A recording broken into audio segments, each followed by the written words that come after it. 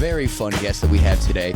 We have our first time coming to the channel, Michael Pasvar. Thanks for coming out, buddy. Yeah, dude, I'm excited. I'm glad to chat with you for sure. Yeah, I'm excited to have you, but you're here for a specific reason. You've got an awesome thing coming out. I'm going to let you tell the people at home what you got coming out for everyone. Yeah, dude, I have my my first half-hour special that's coming out. Should be out by the time this episode's out. I think it drops December 4th. Through a company called Open Bar Comedy. Awesome. So recorded it back in May in Colorado.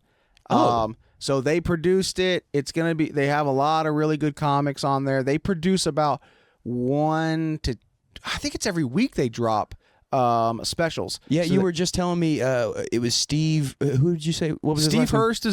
Steve Hurst was just on there. Steve Hurst is just on there. Daryl Felsberg, who's a Texas comic, he has one on there. Dale Jones, who tours all over the country, is on there. Caroline Picard. That's awesome, man. Where'd you get to shoot it in Denver? We shot it at Colorado Springs at Looney's Comedy Corner. No shit. That sounds really cool. Blake, can you pull up a picture? I always get nerdy about looking at the venue of the room. Yeah, so it's Looney's. It's like it's LOONEES. So you've got this. Do you have a name for it yet? Yeah, I'm gonna call it I Like Your Jesus. I Like Your Jesus. Yeah. I love that. So that's a great. There are some times where people just give up and go live from wherever they're doing it. That one's a fun one. Yeah. So I have a bunch. I have a bunch of material that I've been doing for a lot of years, and it's about a 5 to 10 minute chunk, and one of the main parts about it is me. The tagline is "I like your Jesus." Okay, part of it. So it was my merch for a long time. I stopped doing the joke a long time ago. Right, maybe like 3 years ago. I stopped doing it, and then recently I started doing it again because I wanted to put it on tape. Right, I wanted to put it on the special. But I won't be doing that joke anymore once that special comes out. Does that feel good or does that feel daunting? Like you're finally done with a joke that you're ready to be done with, but now you don't have that joke anymore? Well, you do, but you don't want to use it anymore? Not too daunting, just because it's a joke that has been around forever. And like I said, I stopped doing it like 2 or 3 summers ago. So you're already used to not doing it. Yeah, and then about a year ago, I started doing it again because I was like, well, I got to put it on the special. I don't want it to come up there. Right. Because I recorded the special twice. Okay. So we recorded it. I was going to Looney's so Open Bar, they film in, I can't remember the name of the other spot that they film at, but they film in Florida and they film at Looney's Comedy Corner in Colorado Springs. Okay. So I was going for a weekend at Looney's Comedy Corner, and they're like, hey, we're about to start recording specials. Can we record yours? Blah, blah, blah, blah, while you're here. This was last October. Okay. So absolutely. So this was okay. Yeah, so absolutely. So we record, it's their first time. They'd been recording them in Florida, and this is the first time they're going to be recording it in Colorado. Right? Very cool. So I'm pumped.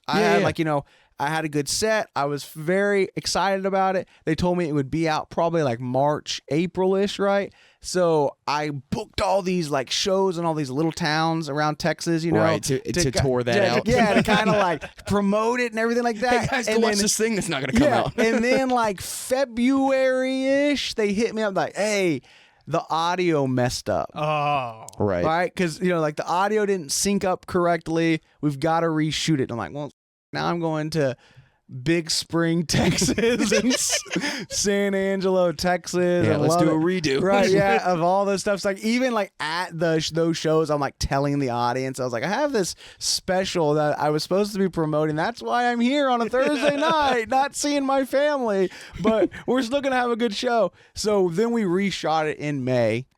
Okay. And you reshot it. I'm trying to piece everything together in Colorado Springs. Yeah, same spot. So we just redid it completely. Gotcha. Right? And at that point, I had more of kind of an idea of what I wanted to be on it. Right. So I'm happier. I haven't seen it yet. I am happier with what material I did on it. Okay.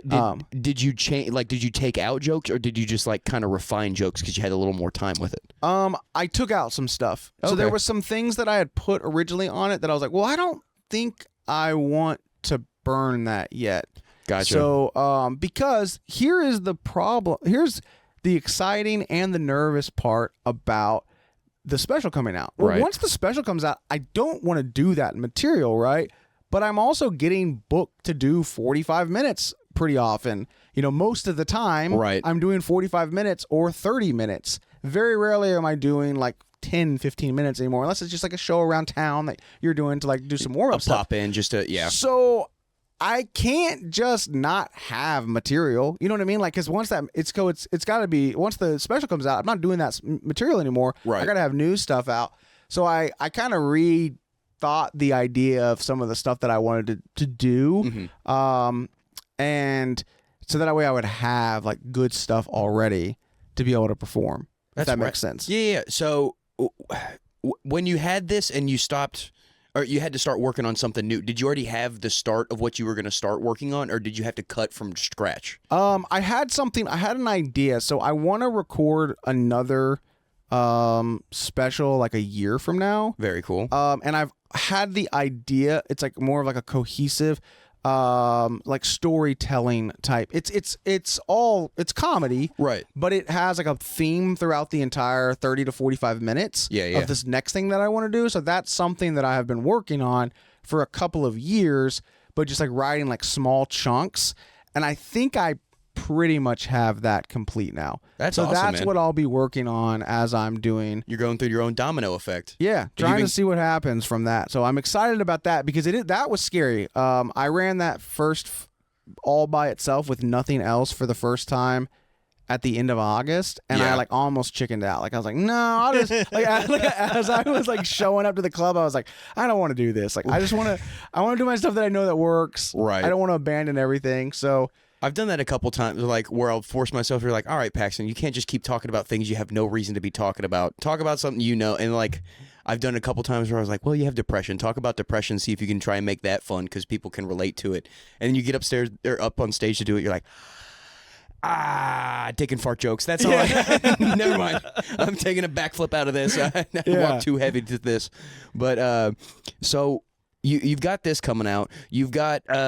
You remind me of the name of the show you produce as well. Because I had a friend, Jacob Marshall, reached out and said you also do this as well. Yeah. And I wanted to hear about it's the Roller Town, right? Yeah. So I do Roller Town. It's a brewery out in Salina, Texas. Oh, okay. So I do a monthly show there, and we're 3.5 years into it now. Really? So wow. we Congrats, started, man. That's awesome. Gotten really lucky with that. Are you familiar with the radio show Bin and Skin? Yeah. Okay, so they own that brewery, or they're part owners. They're I don't know how what their percentage is, but they're like the face of the brewery, and so I know them. I've been lucky enough to be on their show a handful of times, and I've filled in for them a couple times, like on holidays or whatever. Very cool. So have a cool relationship with them. We kind of got to talking about doing comedy there. And so we started doing a show there May of 2021. Damn. And I would say, dude, like 75% of those shows, it's every seat is full. That's rad, man. And it's not anything I'm doing. Are they coming back like they're Ben and Skin fans and they're just like absolutely. Okay, that's cool. You like having people who are like, I put on for what these people do. Like I trust these guys, I love these guys. Yeah. That's really awesome to have. Like there's not a whole lot of there's just a whole lot of like bringer. What draw do you have? And you're like, no, we have the draw. Absolutely. That's the fun thing. Come have a good set. Yeah. So the brewery buys advertisement on their radio show.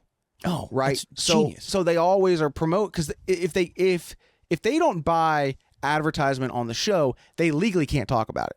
It's like payola, playola type thing. They can't. Gotcha. It's like illegal. Like there's laws behind that. Right. So they since the brewery purchases advertisement on their show, they can talk about it whenever they can talk about it all the time. They just have to preface, we're partners in this. Right, like they just have to say it. Like so, every time they talk about it, it's like, hey, there's something going on at Roller Town, a brewery that we're invested in. Right, they have to say that up front. So they'll do an entire segment that is sponsored by the brewery, and then up top, the week of the show, they promote the show, air it out. Right, and so especially that first year or so that we were doing the shows there, we weren't the coolest thing that was going on at that brewery, but we were one of the different things. Right. So when we would have shows, man, oftentimes they'd bring me on the show, they'd bring the headliner on the show, and we'd like do a whole segment. Sometimes I would say the first maybe 4 or 5. Right. The Monday after the show, they'd freaking recap it.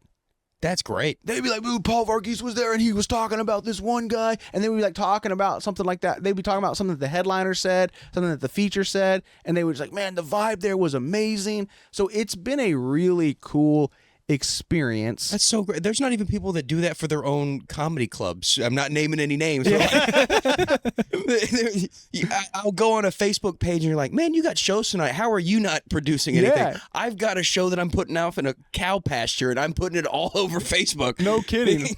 "Oh, you have a show in 15 minutes and this is the first post you've made about it? Thanks, comedy club." Yeah, that's going to bring them out. That's like, come if you want to. You're like, "Well, I mean, can you please come? Please come would be nice. It'd be so much better than come if you want." But all right, okay. But it's like, who's going to promote your business better than you? Yeah. Right. You know? Absolutely. So they're like, They have Bob and Skin in the game. yeah. There you go. Dump. Ben and Skim. Yeah, Ben and Skim. Yeah. Well, Damn. and I live in the Damn. same. I live in the same neighborhood as Ben. So I will, and we're so we're in all these different like neighborhood Facebook groups. That's the perfect. same ones. And dude, the guy promotes our shows like way more than I do. He'll send it out like crazy, and so what we've gotten is for the most part we have a core like I would say 50 to 60% of the audience each show is returning people, That's amazing. right? And I credit that to a lot of, because Ben and Skin have some of the most loyal listeners I've ever met in my life. Right. They follow them to do anything. That's a lot of it. And then also too, the comics that I've hired to come out there are awesome. Right. So they know they're going to go see really good comedy. Right. They're seeing comedy that they could see at a comedy club. They're not, there's only a certain level that I'll put on the show for that purpose. You got to have your requirements. Yeah. Yeah. And like you said with the recap at the end of the show, a lot of people like I'm subjected to this too. I can go watch a stand-up show and even remember your face and like that guy was funny. But until I hear his name again or hear their name again when they're recapping it on the show the next day, I will have no idea what that person's name was. And I'm like, "Oh, maybe I should follow him now." Yeah. Since I'm getting a refresher in that. You've got a perfect marketing scheme. And you were talking about working in sales earlier.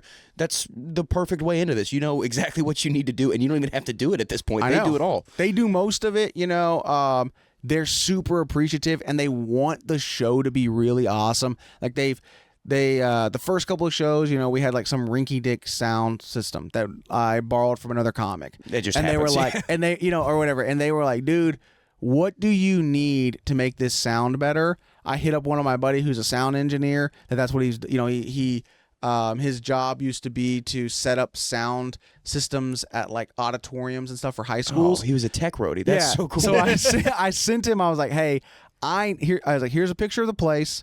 It seats about this many people. It's real open space." I sent him all the stuff, and I was like, "What do I need to buy? What can I buy for like less than $1,000? Right. Give me like links. Don't tell me like, oh, you could get." I said, "Give me the freaking links. That all I gotta do is hit a button." That's you what know he's I mean? the best at. Yeah. This is Amazon, where the Amazon comes in. Absolutely, right? Like, send me the links. And he goes, "I got you, dude." And so I just sent it over to Ben and Skin. I was like, "This is what they said I need." And they were like, "Done. We Wrote a check. just bought it, right? We just bought it." So they did that. And then they were asking other things. They're like, "Hey, here's the deal. Like, we're bringing in good crowds, but we want them to be able to like buy beer during the show. Like, is there like an intermission or something?" I was like, "Nah, you don't really want that for comedy. It's not like music. You want it to keep kind of going." I was like, "What they do at the comedy clubs is they have people walk around and take orders." He's like, "Done." They sent a group text to all their staff. He said, They started an infrastructure that wasn't already set in place. You're like, "Well, now you got to wait staff. Figure it out." absolutely, yeah. And the next show that we did, they were all walking around with iPads and they were taking everybody's orders and That's stuff like that. amazing. And so they want that show to be successful, Right. And they want it to be something cool because they've been helping out with that. And then this time next year, they should be in their new facility. Really? Where is that? The same They're location area? moving to downtown Frisco. Oh. So if you are familiar with the downtown Frisco area where the soccer stadium is, Okay, yeah. so like right behind that, there's those big ass silos. Yeah, I did the Frisco Rail Yard out there once, that Yeah. outdoor venue. So I'm kind of thinking of it backwards. But yeah, I know so what you're it's talking right adjacent to the Frisco Rail Yard. There's Yeah. big old silos that are out there and a big field in front of it. about. Yeah. That field is going to be their brewery. It No will kidding. say Roller Town on those silos, That's amazing. and they're building a $12 million facility. Holy Yeah, and so they're going. So they told me they were like, we will have a separate area for like our music and comedy venue. Yeah. He's like, it like with professional stage lighting, like it's going to look so good that you could film a special there. That's They're amazing, like, so dude. We're very excited about that because they've got. Like I said, like, you know, at the beginning, like we were like one of the cooler things that was going on. Well, now they're like in all these grocery stores. They're at the Mavs game. Right. Like they announced their investors, which is Dirk Nowitzki, Michael Young. You're not the underdog story anymore. like they got.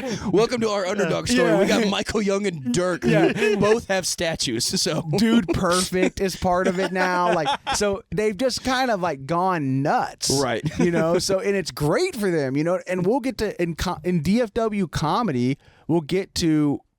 I don't want to say profit, but they'll get to shine Reap the off benefits of of that. it. Absolutely. Exactly. Because my goal is with that show is I want it to be the best show in DFW that's not at a comedy club. Right. Yeah, and you know, bar shows are a thing that people are kind of forgetting about. Like, as someone, I help with my friend Jamie at Outfit Brewing a lot, and he puts on a mic there. He semi-frequently puts on shows there. It's kind of stopped a little bit since they've started doing some other marketing ploy there. But bar shows are tough, and they're their own different thing. But I feel like it's in everyone's best interest. Jesus. I feel like it's in everyone's best interest to have at least tried to put on a show at a bar. Yeah. To understand, like, the science behind booking a show. Absolutely. Because that's the other thing is there's science in, like you were talking about with sound engineering, and there's science behind the people you have on a lineup. Absolutely. It is.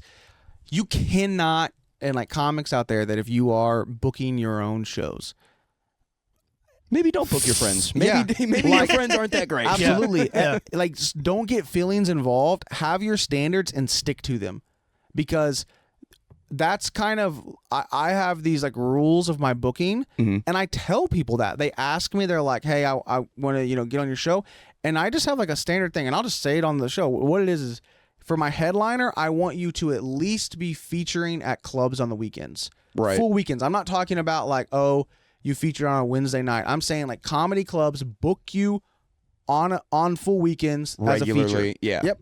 And if you're going to be my feature, I want you to at least host. Right. And that's all I'm asking for. That's kind of the other thing is bar mics are to get you, or not bar mics, bar shows are to get you to club shows. Like it's an elevation of like, if you can handle a rowdy bar show, you can handle a calm, good show. And once it gets good, because you're killing. Yeah, so I don't want mine to be looked at as a bar show. I want it to be like, because we are far enough away from everything else in Salina that I want those people to see comedy club level comedians so that they continue to come. Right. It's just a show at that point. Absolutely. They have no idea what a comedy show is at that No. point. They just have like, this is the thing we get to do. Yeah. Once a month, we get to see this comic that was on Last Comic Standing, or once, whatever that had, was on Comedy Central for 10 minutes. That's we amazing. see this really, good comic that comes through, and I have those standards in place, one for the show to keep there, and also it doesn't make me the bad guy. Right. I don't think you're not good enough to feature. The comedy club does it. You know what I mean?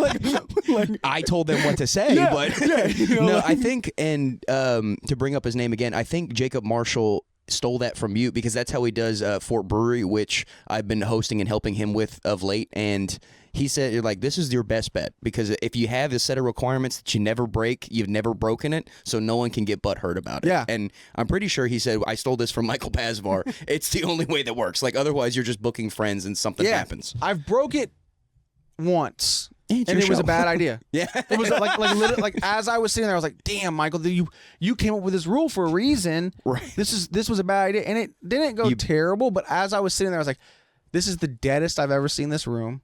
It's just it's the bottom line. It's because, dude, like my headliners that have headlined that show first, especially that first year, it was I headlined it the first time, which I'm fine. But the next one was Paul Varghese.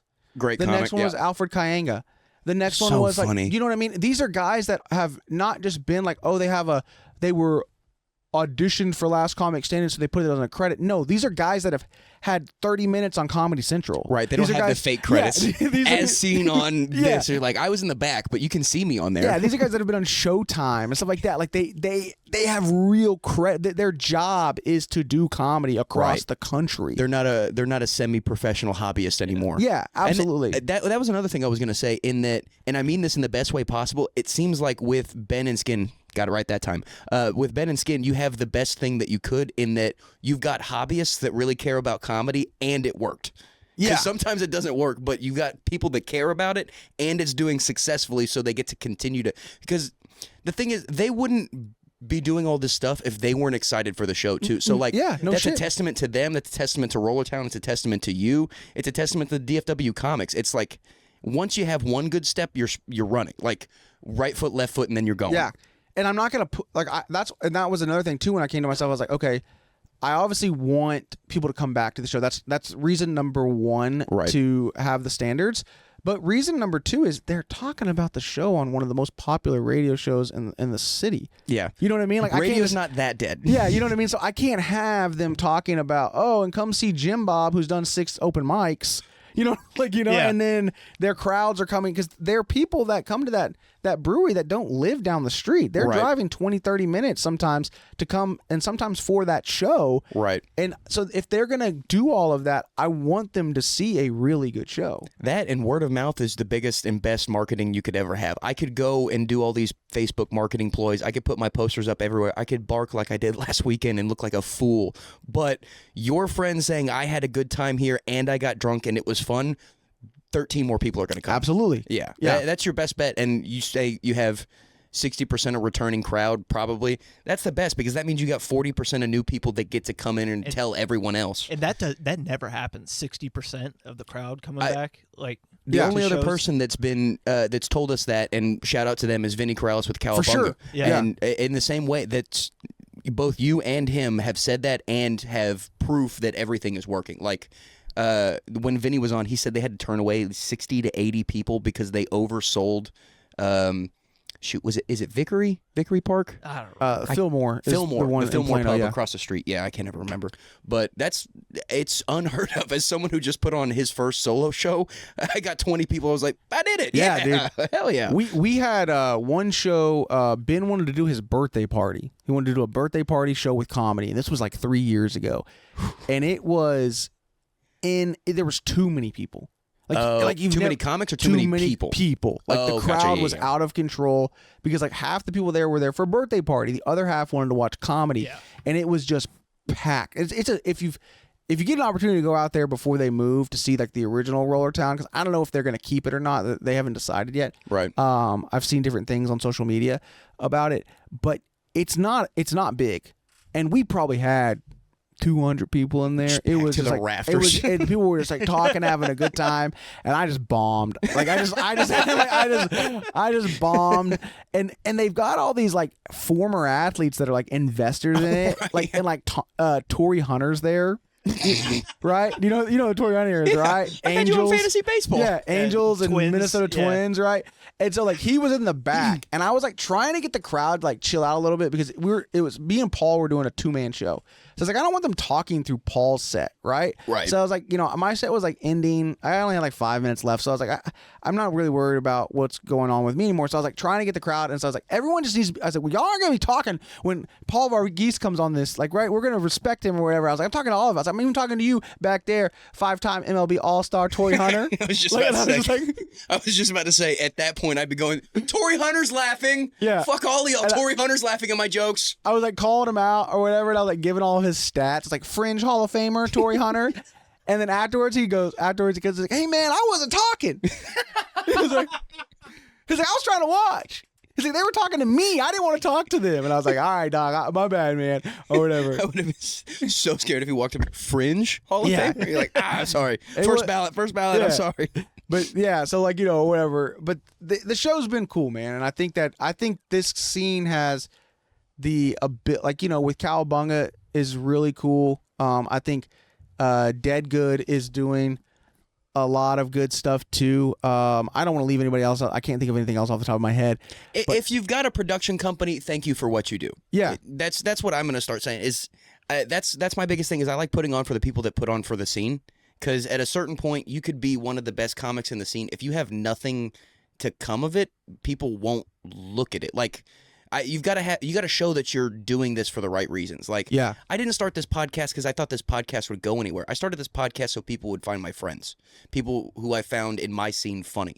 Like this. This is the perfect. We met tonight when you walked in my front door, but you have a comedy special, so at the end of the day, that's what this was for. Yeah. You're a great person. This has been a fun hang and a fun episode, but even if you were an asshole, you have a comedy special coming out. You put on for people in DFW. That's what this is for. This is for everybody. Dude, at the end of the day. What y'all don't know is I was being such an asshole before with these cameras turned on. I was just big timing the entire time. I was like, you don't have mineral water? Like what? Like walking up to the fucking door like, this is a crack house. I need to get the fuck out of here. That's what Lawrence Rosales said whenever he walked in here. He was like, the place looks like it's going to be condemned soon. So at the time of filming this, Halloween just happened. I was so sad. Like, I didn't have any candy to hand out, but no people came to my house to get candy. I'm like, oh. Yeah, well, I don't daunting? think anyone's walking down this street. I wouldn't. It's not that it's like a bad street, but I mean, that is a busy street that you're off of. I'm on a main road, and, I grew up in a main road back home, and when you're 9 back then in 2009, you get away with some things, but now that everything is in the day and age, like, razor blades aren't people's biggest concerns anymore, and that's a problem. Like, well, if you're a parent that is taking your child trick-or-treating on this street, you're a bad parent. Like that's like take them somewhere else. And especially with all the trunk-or-treating that's going on. There's a lot of safe places you can take your kids for Halloween. That, and for as small as a town this is, I think it's got the largest conglomerate of churches in a metropolitan. Oh, dude, I passed 17 exactly. all the way over here. I was like, no, like just a corner. And as everyone knows, you go to trunk-or-treat at the church. So like I drove by and I was going to pick up a friend before we went to go to a bar. And like you said, trunk or treats in all of those church parking lots. And I was like, okay, well, that makes me feel a little bit better. They had somewhere to go, but dang, is my house that bad? I mowed. I can't get rid of that bush that's in the front yard. I've cut it down 18 times at this point, and I've burnt the stump, but it keeps coming back. When my wife and I bought our first house, we were super excited about our first Halloween, right? Like we didn't have kids yet. My wife was pregnant with our first child. And she was like ready to pop. Like this is like Halloween was like 7 days before her due date, right? Did she have a pregnant costume? No, we didn't have costumes or anything like that. But we bought all this candy. We're super excited. We didn't have one trick or treater, and it was just like, and we're in this neighborhood. Like we're thinking there's gonna be kids that come to trick or treat. No one came to our house. We didn't even see kids walking around. So we just tore that candy up. I mean, it was just like this is your fault. Yeah, for just like days, we were just eating that candy like every single day. Just the sugar coma of rolling onto empty Reese's wrappers I would have the next morning. That would be such a problem. Oh, man. I already have a problem, and people in the comedy scene know that I eat 3 cookies in bed, which is its own problem. I don't know how people have found out, but have you met Kane yet? I have not. Oh, no, I think I have once. Yeah. He's very funny. Kane back here, 26 Mafia. Go check him out. He was telling me last night, and I didn't know how this was going to start, but we were sitting outside a back door, and it's silent, and he starts the conversation and goes, if I know one thing about Paxton, and I go, where could this possibly go? And then he said the best thing he could have, in that he's going to eat 3 cookies in bed naked at night. I go, well, that is a truthful fact. And most nights I eat 3 cookies naked in bed, don't fall asleep, and then I get up and eat 3 more cookies so I can have the sugar coma and crash. That's a good thing to be known for. Like, there's a lot of there's worse things that you could be known for than eating. I've been arrested twice. No one knows that. There you go. It kind of chaps my ass a little bit. Yeah, you're like, come on, guys, I freaking fought somebody. I know. I did fight somebody. I fought somebody, and then I got beat up by 4 different bouncers. But people still know you as Chips Ahoy. Yeah, that was a good one, buddy. Yeah. I should have laughed at that one, but I was giving you props too early. Good job. You. I like that one. I like that one too. Technically, you should have been Chips Ahoy, Mr. Sailor Boy, but yeah, I should have. That would have been a great one. Yeah. So, Halloween just happened, and I've been stuck thinking about this. Did you have one this year? Do you go out and do you dress up? I don't dress up. My neighborhood is insane about Halloween. Like, I'm talking, it is something from a movie. So good level or like good cult? level. Like, I'm talking like it's out of control. we're like one of those neighborhoods they put on like TikTok or Instagram, like the top 5 neighborhoods of DFW to go trick-or-treating or whatever. Ours is, I mean, I don't know if that actually exists, but you know what I'm talking about, how you see those. If there was one of those, our neighborhood would be on it. People are bussing in to go to your city? Specifically our street. Oh, nice. So our street is... So he's doing well, guys. No, Rollatown is killing. We do fine. You are a comic. I knew it. So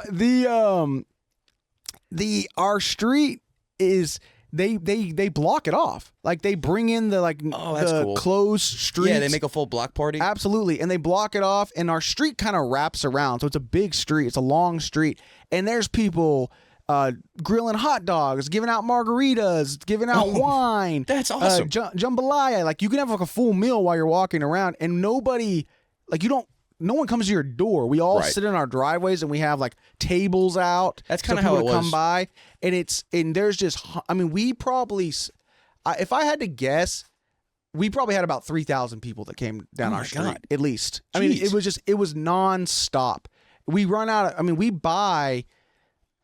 I don't know how many bags of candy that we buy, and then my wife will also buy like trinkets and like little toys and stuff to give out. Cool. Just and a fun then little... like my parents come, then my sister and her family, they come, and they'll bring candy as well because they know it's like, you know, so much. And then also our neighborhood this year, and they might have done it last year too, they collected donations. Oh. And then the night before Halloween, someone came and dropped off candy at all of our doors on our that's street. really sweet. Because no one goes anywhere else in the neighborhood. They just all come to our street and like the street over. They just expect y'all to be peddling all the candy. It's insane, dude. And like kids will just come in like, where did this kid come from? And I mean, I'm talking from 5:30 to 8:30. It's just nonstop people coming. That's cool. It's fun. It's a little overwhelming. That's kind of how it was back home when I was a kid. In that we did the same thing. It wasn't blocked off, but we lived on the main road, so we'd all move into the driveway. We'd always have one shitty garage couch that we'd move outside, and that was the one that got messed up for the night. We'd bring a TV out. Dad would be grilling hot dogs because there was someone that around the corner my whole childhood, they did that, and then I think they moved, so my dad just took on the hot dog guy duties. And that's kind of how it was. Like, all of us would be up the side street playing football until one kid named Corey dove for an outside ball and got a concussion into a fire hydrant. Corey, come on, man. He was dressed like Frankenstein, and when he stood up, he was walking like him, too. It was the funniest. Maybe not funny, but it was a crazy thing. And then I had to put on my, that year I went as a guy sitting on the toilet. I had made a gigantic toilet tank on my back, and I had to put that back on as legit. A 12-year-old to go. When was too old to go trick-or-treating? I think the last memory I have of going trick-or-treating was probably 6th grade, maybe 7th grade. Yeah, I was thinking about 6th grade was the last year. Yeah. Toilet tank was my last year, but I also remember it being 1 year too many years ago. Really? Yeah. Because I was also like a large kid, fat and tall at the time. So like I was just looking at all these children. I was like, I don't belong here. Just in a toilet costume, just like, you know. I would feel bad because they'd be like, what? The little kid would go, what's that? And I go, I didn't want to have to do this. I don't want to like make your parents have to explain something. I was always a tall kid, so like it got to the point where the parents were giving me shit like whenever I'd trick or treat, and it's like this isn't even fun anymore. Yeah. Like I'm in 5th grade. What do you mean? Yeah, and I will say the thing about our neighborhood, which I think is cool, is I don't feel like anyone shames the older kids for coming. Yeah. I mean, because they could be doing a lot of other crazy things. Yeah. Like at least they're going and having like innocent fun, just getting some candy. Yeah, I mean, we had kids that like every Halloween they would come back November 1st with an arrest record because they went into an abandoned house trespassing, because that was the thing to do when you turned 13. Yeah, you just found, we had an old abandoned church like up at the back of our town, and it was a thing to go throw a rock at one of the windows and then go inside, and most of the kids did it. I don't think I threw one at the window. I feel like you're supposed to throw the rock and then run away. I don't think you're supposed to go we inside. were stupid, Blake. Welcome to the Dingbat District. We're not that smart, but we wanted to go inside. That's how you get the arrest records. Yeah, that's how you get found out when people hear that all chattering.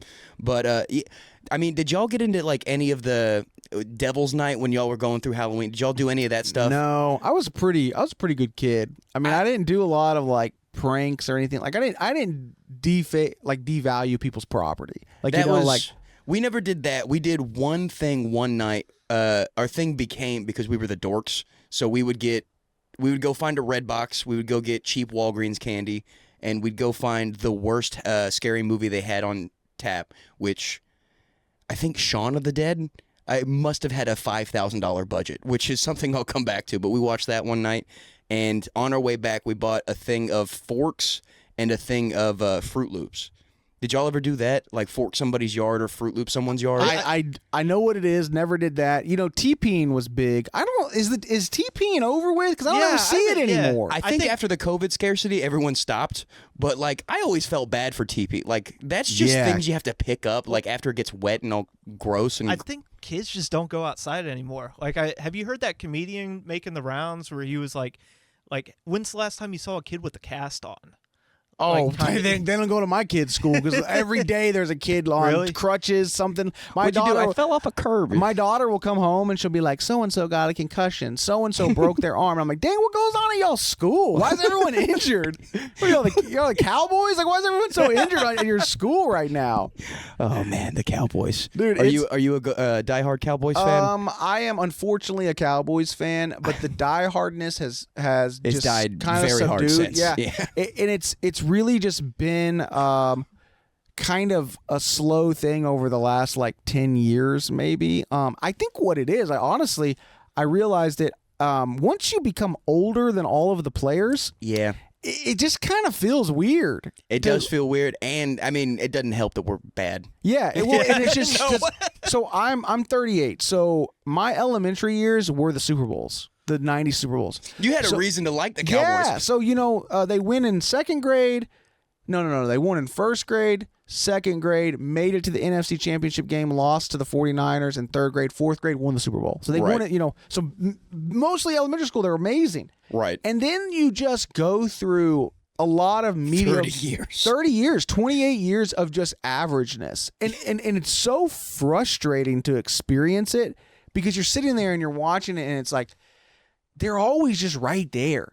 I'd rather them just be the Browns. Like, in all honesty, like I'd rather just be like, okay, well, because I didn't get they went 5-11 3 years in a row. My 9th, 10th, and 11th grade of high school, right? Yeah, 5-11, 5-11, 5-11, 5-11, and like I was not that upset. Like, I mean, because you knew they sucked. You knew they sucked, but they just got their Super Bowl. Yeah, so you got some rings on you. Like, and then my senior year, they made it to the playoffs. I was like, we just won the Super Bowl. Like, we're in the playoffs again, right? But now, dude, I watch it, and I think when they decided to make Dak the starter over Romo in 2000s, I love Tony Romo. I did too. Like, did you see all the people last night? Like, Romo, come back in. Yeah. That was great. I love Tony Romo. I like his I like stories. Right. So I'm a big story person. I think the dude that with no chance out of Eastern Michigan, Western Michigan, Illinois. Eastern Illinois. Right, and you love his story. I claim that I discovered Tony Romo. My friend and I, we claim that we were watching a preseason game in 2003 when they had just signed him, and he came in like in the fourth quarter. He's like practice squad guy, right? Tony, and he's just dropping dimes, and we're like, dude, this Tony Romo guy, he's the next guy. He's gonna be a legit player. And so fast forward 3 years later. Tony Romo was a starting quarterback for the Dallas Cowboys, and we're like, we discovered Tony Romo. Like, that's us. We discovered him. It's like every time I feel like I've had that, they got injured immediately. Like, I thought I discovered RG3. Yeah, and that I'm 28, so like the first season I really remember watching was the 2007 season. Yeah, when he went 13-3. That was like his first season starting. Yeah, his first full season. He came in like game like 6 or something like that in 2006. Yes, and they were amazing, right? When he took over, and just to see a guy that, like, he literally broke his body for this franchise. Yeah. Those years that they went 8-8 3 years in a row and they played the last game of the season, the winner would make it to the NFC Championship, NFC East, into the playoffs. They'd be the NFC East champs. Right. Those teams without Romo win 3 games. Like that, those were shitty teams. Yeah. Right. And everyone's like, oh, he's not clutch because they lost all those games at the end, the last game of the season, those 3 years in a row. It's like, no. Do you not remember that they had to win the final 3 games to get it to the chance that they could play the last game? That's all clutch to happen. They shouldn't have been there in the first place. They're just not good. Yeah. And then they finally get a team around him, and you give Des Bryant. Oh my God. Like, you finally get a team around him. Like, that team was built for Tony Romo. He gets injured in the preseason. Of course, I like Dak. I don't have any issues with Dak. I'm not one of these people that think he's the reason why they're not winning. I don't think he should be the highest paid player in the NFL, but but he's not the reason why they're not winning. There's 8. I mean, look what Top happened. 12 quarterback still for sure. Yeah, and last year he might have been the second best quarterback in the NFL. Yeah, like last year. Last year, and then the year before that was when he got injured in week 3, and it took till week 6 for someone to catch up to his passing rating. Yeah, not passing yards. Yeah. So I don't have, but of course Dak looked good that his rookie year. That team was freaking stacked. Yeah. They went 13-3. Yeah. They went 13-3, and if you're riding on Dallas's defense, you're doing something correctly. Yeah. We've never had that opportunity. Romo never had a defense. He never had a defense his entire. I mean, I guess they were pretty good in like 2007, but besides that, they were just dog shit. I mean, think about those games. I'm sorry, I turned this into a sports podcast. It rarely ever gets to turn into this, so I'm very happy. But think about the game that I always remember for the rest of my life is the game that him and Peyton Manning dueled when Peyton played for the Broncos, and Romo threw for like 500 yards, like 5 touchdowns and 1 pick. Yeah. And they lost 51-48, and everyone blamed that game on Romo because he threw an interception on the last drive. He's like, he put 48 points on the board. Yeah, when is that not the defense's fault? That was also like one of the best quarterback seasons ever done by Peyton Manning too. So it was like he was like up there, like he was elite, but Peyton Manning was just better that season. Yeah. Almost 100 total points scored in a game, and it's the quarterback's fault. Either quarterback, you can shut up. I remember like texting my friends in that game, like after the first half, and I was like, the Cowboys should just like 100% legitimately, they can't stop anybody, just onside kick. Like they have a better, they're going to score anyways. At least give yourself a chance. Right. But so. That I think them doing that to Romo, and it's like they has no loyalty in life. Like really, like give the man at least a chance. If he comes in and he sucks, and like you're like, okay, we got to go back to Dak. What's one game? You're still gonna make the playoffs. You're still gonna like have a first round bye. Like you're like 9-1. Yeah, and that's the thing is they went 13-3 that season. 12-4 would have won it because I think the next best team in that division that year was like 9-8. No, 9-7. 9-7 back then. Yeah. So that was I think once that happened, I was like, I'm still obviously cheering for the Cowboys, but I don't get upset about it. I don't even get happy when they win. Oh, they won. Turn the TV off. After last year, because I thought that team last year was pretty damn good. And after they got blown out by Green Bay in the play, it's just like, again? Yeah. Again? Yeah. And we have Mike this time. We have Mike McCarthy, and he still doesn't have our number. Yeah. And they find different ways to lose. Like all of a sudden they get into the playoffs and that defense that was unfreaking believable just gets shredded. Yeah, like 40 points against Jordan Love of all fucking quarterbacks. And they were just running up the gut. That's the thing is if you figure out that the Cowboys have no outside run stopping ability, then the inside run is gone because they're tired, and then you can just run the ball forever like James Cook did this season. Like it was ridiculous. I retired on him last season. Up until we both Jerry, up until Jerry, Steven, and Mike are out of Dallas, I'm not coming back. I mean, I put the games on in the background, but see, I also I just watch all the games at this point. I just like fantasy football, so I just watch it all, and I overconsume. And Red Zone's the best, and I found the best streaming site to stream it illegally, hypothetically. Just allegedly, just in case. Don't shut down Stream East or West, whatever you need to hear. My problem is right now is one, I'm so apathetic to the Cowboys, right? 2, I went to OU, so Saturdays I waste 4 hours a day, 4 hours a Saturday watching OU, and this season has definitely been a punch in the fucking face every Saturday. OU's kind of like the Cowboys of college football. Don't say that. They kind of are. Notre Dame is the Cowboys of college football. We're getting there. Yeah, we'll be there soon, I think. But it's the so I can't justify then sitting there on Sunday spending 3.5 hours doing absolutely nothing. So usually like I have the Cowboys on in the background while I'm like washing dishes or like helping my wife with the laundry. I've got so many chores to do, so this is just going to make me mad from folding laundry. Absolutely. Yeah. So it has been, because that's the other thing is I grew up playing offensive line, so that was another reason I used to love the Cowboys is when Scott Linehan in 2012 or 2010. They had, I mean, my grandmother could run through that offensive line, but we also had DeMarco Murray too. So like that was when I was like, this is the greatest thing to ever happen to football is just bringing back the ground and pound run game. And Now it's just all a spread offense, bubble screens, and dog shit. It's not working. Not and fun, that's just man. football right now. Like I heard some analysts say, like that's just how they're raising these college quarterbacks now. They're all spread quarterbacks. They never go under center. No. Like, it's just Yeah, I was watching a game.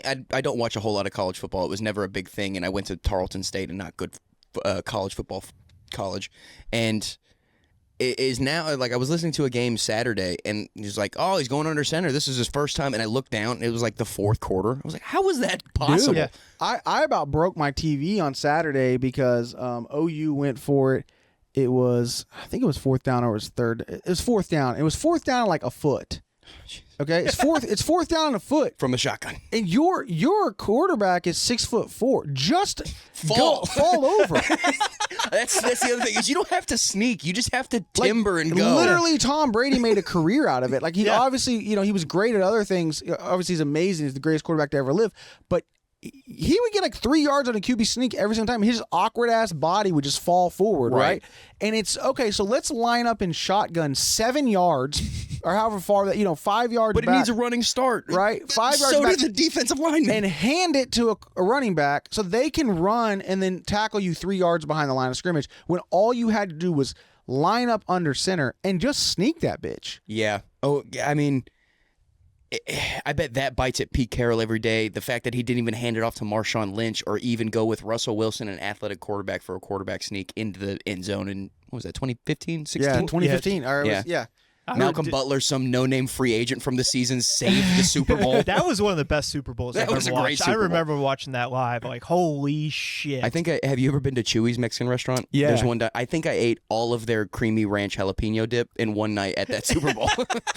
Yeah, that's a dude. So you went to Tarleton. I went to Are Tarleton. you from that area? No, I'm from 20 minutes down from here, but Okay. I'm a dipshit, so I only applied to 2 colleges. I got a free college waiver from Texas A&M Texarkana, Okay. and then I got I applied and got in there. I was like, I can't go to Texas A&M Texarkana. I'll shoot myself. And then I applied to Tarleton because it was like a $30 submission fee, and I got in there. I was like, well, I'm kind of done. So I went to a junior college in West Texas for my first 2 years before I went to OU. Where at? Western Texas College in Okay. Snyder, Texas. Oh yeah, I had yeah. a buddy that was out in Snyder that we played baseball together. Okay, yeah. And and I remember like the guys that I met that were from Stephenville, and they're like, it's the KKK capital of the. Was it like that when Jesus you were Christ. in It's- school? No, not as much anymore. So this is also a problem. But at one point, my very sweet family that I love and is not racist moved to what happened to be a sundown town after they moved there. They found that out. So coming from being around that growing up and then going there, it's got a little bit of those ties. But then you just go like 20 minutes down the road to Hico. And in Hico, there's literally a place called the Coffee Cup Cafe. And it's not spelt with C's. Yeah, dude, we so there was a guy that was from Stephenville that lived in our dorms, big time racist. And Oh, he yeah. and he did not hide it. And there was Jeez. only like, I mean, there might have been only about 2 or 3 black kids at our school, right? In that junior college. And so he like called one of them the N-word one day. So instead of like, and he was like obsessed with his pickup truck. So we just played catch by his truck. Like we had a football that we were just like throwing, and we were throwing like 30, 40 yards. Like we were launching them. So if Right. it hits the thing, and my buddy would just, the guy that he called the N-word would just pretend like he was gonna catch it. Oops. And then just miss it. And like, but at first he was doing it to where he was pretending like he was gonna miss it and then catch it last second while that guy just watched it happen. And then we just kept doing it all night. It was one of my favorite memories from college. That's a great night. Yeah, because you're just like, there's other. What are you gonna do about that? Yeah. We're not doing anything. We're just No, playing catch. Yeah, I'm sorry, Butterfingers. Yeah, we're just That's playing why catch, my That's guy. why we're at JUCO. Yeah. Otherwise, I'd be at OU or something. Yeah, that's why we're playing. We're just playing catch, my guy. Just a little what do you- catch. You know, just a little. Are you sad and angry because your dad didn't play catch with you? Is that why you're mad? Is that why you want to join the clan? Right? Is that like that's a daddy issue? That's not a race issue. Yeah, that's environmental hate right there. Yeah. You hate everyone, but you hate yourself. Yeah, but really, what you want is you want your dad to hug you and tell you he loves you and that he's proud of you. But you're never gonna get it. No. With words like that. And having been in Stephenville, there aren't a lot of parents that are proud of those kids. It's a whole lot of rodeo kids, and all of them are addicted to pills, and you don't see them in class ever. And it's our football team is basically a last chance U, but damn, were they good. In D2. They were good at D2. Hey, they're 1AA now, right? Yeah, we're 1AA. We're up there with North Dakota State, and we'll play Notre Dame in 2 years. That's fun, though. They're getting some big paycheck teams. They got mollywopped by TCU this year. Who was the other?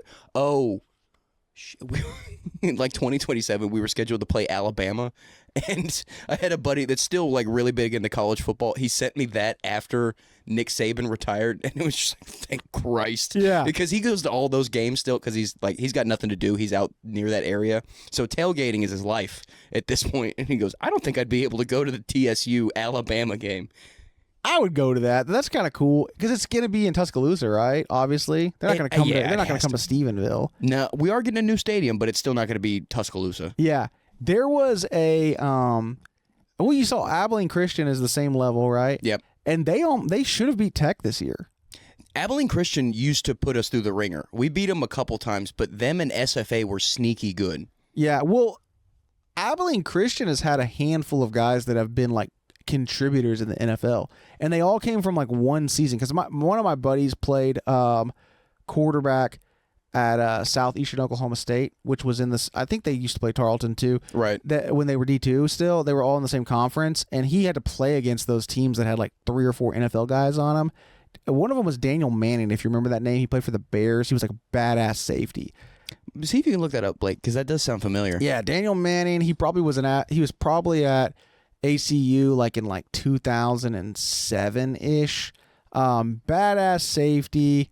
He had a Corsicana. He told Damn, me 211? He told me that he had like one of the most insane interceptions against them. Like he's like playing the opposite side of the field. He's not even covering the guy. Right. We throw it like on the opposite side of the field. I don't know where he came from. He just picked it off and he's like, took it to the house. We're like, who is this kid? Why is this guy like this? You're not supposed to be this athletic. How are you able to do that? He was an early second-round pick. Yeah. Damn. Yeah. From ACU, which is saying something. There was another guy too, Johnny Knox, I think, who was a receiver. I remember him. He played for the Bears. Yeah. I think he was a return guy too. I think he played for the Jets for a little bit too. Did he? Yeah. Yeah. Dude, he was fast. Yeah. Fast. And those guys were on the same team. That makes sense too. ACU always made fast people because my dad was a track guy back in his time, and they used to always talk about how ACU's track is godly. Like if you go into ACU track, that was like going to Alabama for football. Like you were about to meet something in the track world, whatever that gets you, some sort of sponsorship and working at a Foot Locker or something. Yeah, I'll take Foot Locker. The Bears. Yeah, he was a good, Pro Bowler. man. Holy shit. He must have been in special teams. Was he only? He was a really good returner. Yeah. Man, I miss these kitschy Swiss Army knives type of dudes. Like, what's the guy that was supposed to be a cowboy? Oh, Ryan Switzer after his dad. Oh yeah, he was supposed to be so good. He was supposed to be so good. He was supposed to be what Cavante Turpin turned out to be. Which I don't know if you have any opinions on Cavante Turpin, but I think when we bring him into the formation, I get mad. I get so mad when Cavante Turpin comes in. He's like 5'6" and weighs about $136. So you're like, why is this like? And he gets no feints. Like they don't ever put him in and not give him the ball. Like when he comes in, he gets the ball. Well, there was like a few weeks ago. I don't remember what game it was. It might have been the 49ers game. Yeah, it was the 49ers game where they threw him like that go route. And it's like, why? and it was a great pass, but like hit him in the head because he's so little. And it was like a and if he would have caught it, it would have been like a 40-yard gain. They probably would have won the game because it was in the fourth quarter and that game was so close. But it's like, why is that your call? He's 5'6". You paid CD a lot of money. You could throw that up to him. Yeah, let he's him pretty go up there and talented. get it, Well, let's go 5'6" guy. I know. Going back to talent, this made me laugh because you were a football fan. One of my earliest jokes I used to talk about, and one of the first things we talked about on the podcast was Des Bryant used to kind of be around in this area. And I grew up going to a gym that was, I guess, near him. One day he walked into my gym where I was working out, and I stopped what I was doing because he walked in to go play basketball. I was like, I'm going to fucking go play basketball with Des Bryant. Are you kidding? I walked in throwing up the X. I was like, yeah, I'm ready to play. And it just so happened that in this area that the gym is, it's a high concentration of Indian and Asian people. So that's all the people that were going in to play basketball with me. And there was not one outlier of height on this team. So it was me up against Des Bryant. And so you're guarding Des. I was guarding Des because everyone else was 5'2" to 5'5" at best. I was like, oh no. I wanted to be friends with Des Bryant, and then he dunked on me immediately. Yeah. Okay, so going back to years ago, I used to go and play basketball in the summertime at this church. And have you ever heard of Prestonwood Baptist Church? Okay, it's a mega church in Plano. They call it Six Flags Over Jesus, the Bapto Dome. Oh no, I'm getting it confused with something else. I'm sorry. Big old church, right? Right. And they also have they have a gym and a basketball facility, right? And you could pay cheap money for the summer and go up there every single day. Well, I had a buddy that played he played basketball at SFA, so nice. D1 basketball player. My buddy that was the D2 quarterback, he hooped too. And then another one of our buddies would go up there that was a college basketball player. And then me, nice. theater major. And we would go up there. To ragtag group of kids. We'd go up there and we'd do great, whatever. I had all these basketball players.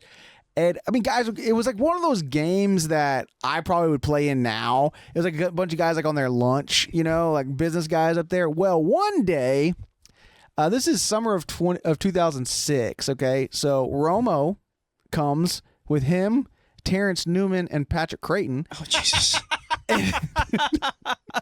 Romo can hoop, too. Yeah, and he's Adam Sandler just pulling up threes constantly. Yeah. And this is Romo before he started, right? So not a lot. You don't know. No one really, unless you're like a diehard, I know and Romo. He's still a young boy. I know him. I discovered him 3 years before that, right? I found you. Yeah, I found you. What are you doing? You're going to cross me up after I discovered you? You owe your life to me. You're going to be a texted 4-time Pro Bowler by the time you're done. So I was like, well, I guess I'm guarding Patrick Creighton. Getting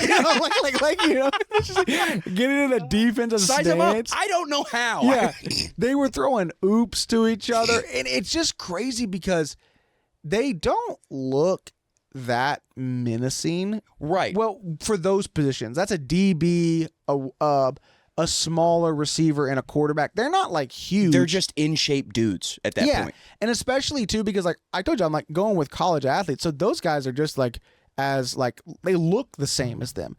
But boy, such a tier difference. Athletic ability that they have, that's not even their sport. And they look, and they're so bouncy. Right. Just the hand-eye coordination, too, I bet. Well, it's the scene from The Longest Yard where they're trying to go find basketball players, and Paul Crew just out there hooping. You're like, he's just an athlete. You just let him do what he does. And then he comes out and throws 500-yard passing yard games. Yeah. And then everyone wants to hate on him. Everyone wants to hate on Tony Romo, but he's the shit, man. It's funny, though, when you watch those. It's even like, okay, have you ever gone and played the Saturday night basketball or Saturday morning basketball? Yeah, in the Plano? Cowboys. Yeah. Okay. So I've done it like maybe 10 times at this point. And the first time that I go out there, what's his last? Is it Sean Lee? Yeah. Yeah, dude was a D1 wide receiver at LA Tech. Yeah, not just like not like he was a long snapper or a punter.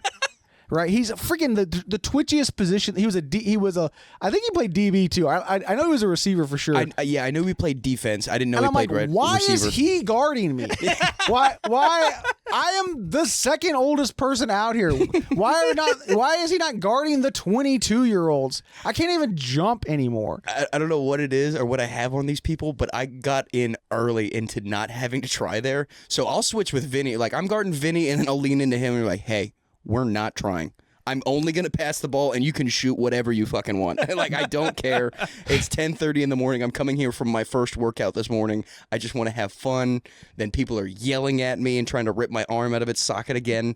It's a whole shebang. I love that basketball league, but I'm going to get hurt. I know it. I was like, why? I don't need to be guarding the D1 receiver.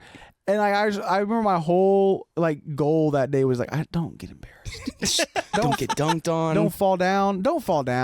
Like you can't fall down. Just make it through the through the day. Yeah. Hey, Sean, why don't you go fucking ref, bud? How about that? You can dunk. Get the fuck out of here. There's other guys that you can be guarding. Like there's other I'm not the one. Okay.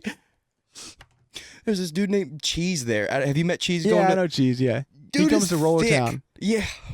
Dude, and he's thick, and I had to guard him one time. Like, not thinking, I leaned into him, said the same thing, like, hey, I'm not going to try. He's like, okay. And I thought that meant me either. He just hustles. Hustles and bodies me. Like, I was like, okay, do I actually have to, like, work on not getting backed out of the paint? This is ridiculous. Well, you mentioned Jacob Marshall. He's strapped. Tall, right? He's very tall. He's like 6'4", 6'5". He's 25 years old. That's not fair. Right, you can't be coming that tall, and I always end up getting matched up against him. I was like, I'm not tall. I'm 6 foot even. Why am I guarding him?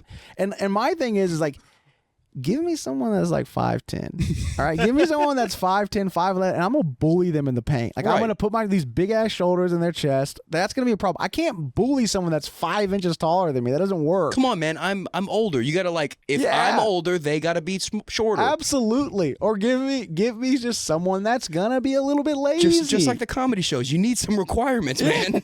Like what is this? Oh, so we're sitting at 9 minutes. No, we're over an hour. We're over an hour. I was just about to say, because I feel the urge to pee coming on. This is a reoccurring thing. At just over an hour, I have a little girl's bladder. But once again, for the people at home, if you'll go ahead and show them and tell them where they can find you, give them your social media. Blake's going to supercut it into the video. Yeah. And then everyone can find you and watch your special when that drops. For sure. At Michael Pasvar on Instagram, michaelpasvar.com for show dates. The special drops December 4th. I'll be blasting that wherever. It'll be on Open Bar Comedy's YouTube page. So very good. Check it out for sure. Very sweet, man. And then y'all go check out Roller Town too. And for me, I'm pbailey_comedy on Instagram. Check out Dingbat District Pod on Instagram and TikTok. And like and subscribe to the YouTube page. We post a new episode every week and new clips every single day. Blake, am I forgetting anything? No, this was a great episode. This was a very fun episode. Thanks, guys. Also, thank you for having done radio before, because this is a very radio episode. It was. Sometimes I'm herding cats in here. You're just like, okay, you can't be standing up in your chair and screaming right now. You're getting picked up on all the microphones, so please calm down. But thank you for coming in and being an actual person. But other than that, I think, like I said, just follow us on the YouTube. And other than that, bye.